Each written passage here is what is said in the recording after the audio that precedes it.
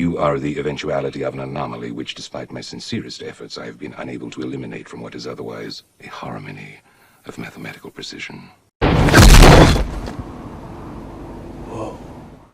Nerderotic.com. Without people with money, there are no movie theaters. Without movie theaters, there are no billion-dollar blockbusters. And the poor Dune franchise cannot catch a break. And it looks like the sequel for this film is doomed, just like the movie theaters. Well, it looks like AT&T, in their desperation because they are 160 plus billion, that's right, billion dollars in debt, decided to force everyone's hand. I'm sure Disney is just loving this, but I think we all knew this was going to happen.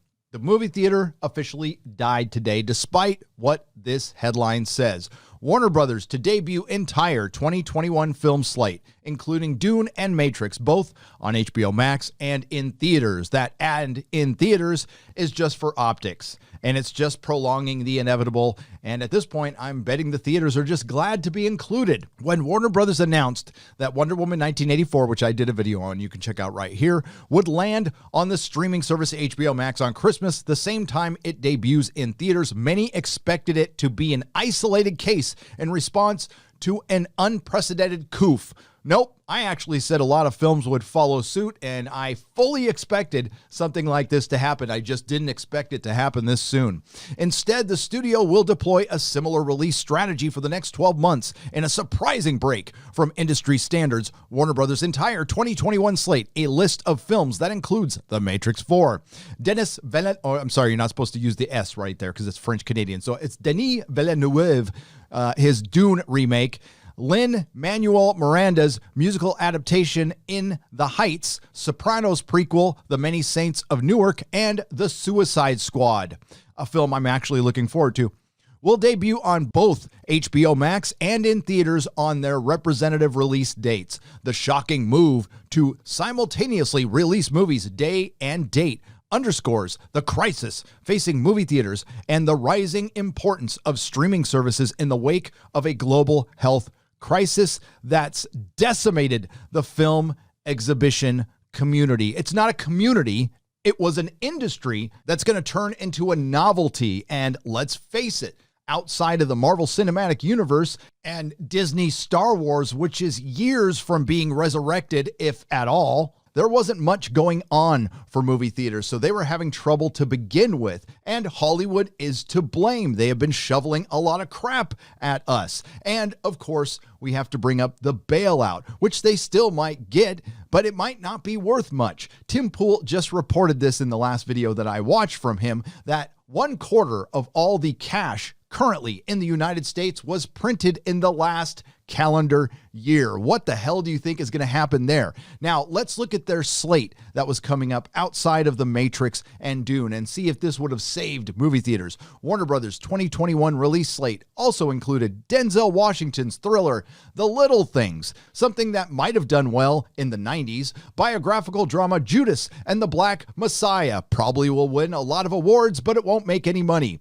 A remake of Tom and Jerry, which won't make any money. Godzilla vs. Kong, which probably would have made some money. Video game adaptation, Mortal Kombat. Those normally don't do well, but I hope this one does.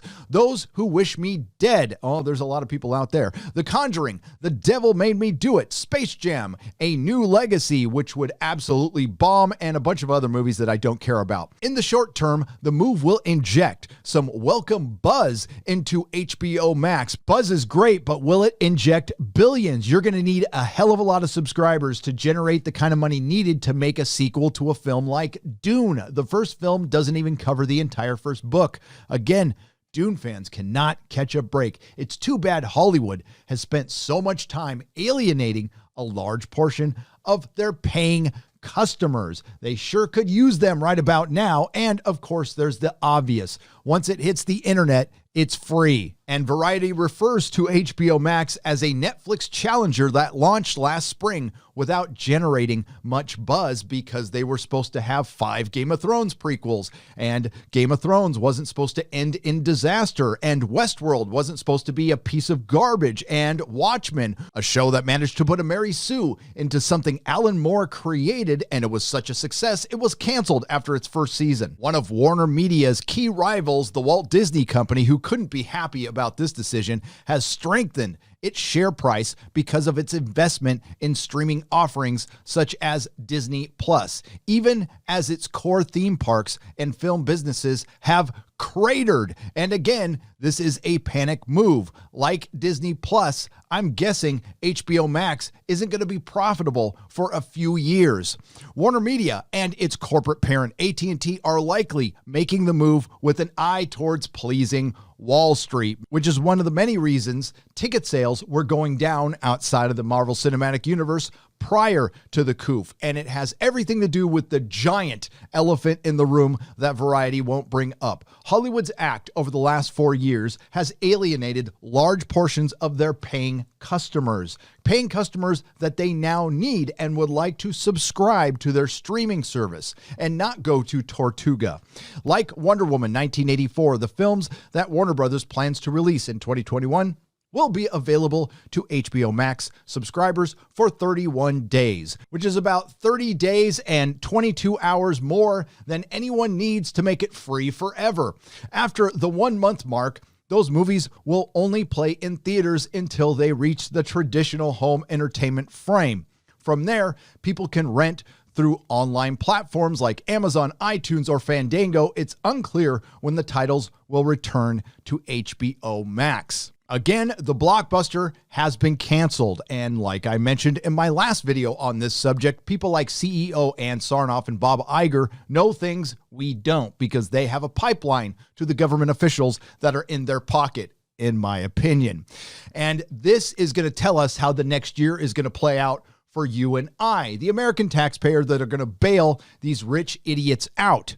And it looks like things like San Diego Comic-Con canceled, New York Comic-Con canceled, pretty much every Comic-Con is done. And Dune can't catch a break. I would say this franchise has been canceled. It was expensive. This was a gamble. It was supposed to be the next Lord of the Rings, and it won't be on a streaming service. Speaking of CEOs having a pipeline to government officials and knowing more than we do, we're living in unprecedented times, which call for creative solutions, including the new initiative for the Warner Brothers Pictures Group, Sarnoff said in a statement. No one wants films back on the big screen more than we do. We know new content is the lifeblood of theatrical exhibition, but we have to balance this with the reality that most theaters in the U.S. will likely operate at a reduced capacity throughout 2021. Ergo, concordantly, vis-a-vis, you know what? I have no idea what the hell I'm saying. I just thought it would make me sound cool. AMC announced that it was selling up to 200 million shares of stock in an effort to raise as much as $834 million and shore up its liquidity. Now, we've had films go direct to streaming with varying degrees of success, but the first real domino to fall was James Bond: No Time to Me 2, when no streaming service would take that $600 million price tag. Then we had Wonder Woman going direct to consumer on Christmas Day. Of course, they're going to release it in whatever theaters are open the same day. Again, a move that was purely for optics. Now, the other thing bailing Hollywood out, aside from you and I, the American taxpayer, is China, who will inevitably profit from our bailout as well. How does that make you feel? So as another hardcore lockdown looms, Gavin Newsom announced a 3-week hard lockdown. Of course, he calls it a possibility. I would call it an inevitability. And as AT&T has taken a hatchet to their organization, including DC Comics, with not one, but 2 bloodbaths, we had massive layoffs to the tune of 28,000 with Disney, and it looks like another one is on the way. it looks like you and I are going to have a lot more time on our hands, not like we haven't already, to sit and observe the destruction of Hollywood. Because without the big blockbuster, without those billions, like I've said in my previous videos, you're not going to see movie studios outside of Netflix and Amazon willing to spend $250 million to $300 million on a single film. Man, that economy a year ago sure was nice when you could make a crappy Terminator remake with all female leads and it wouldn't completely destroy your bottom line. Those days are gone. I bet the movie studios are wishing they spent a little more time in crisis management and a little less time in their diversity meetings. If you like what you heard, please like, share, and subscribe. If you didn't like what you heard, I thank you for listening this long. I will see you in the next video. Father, the sleeper has...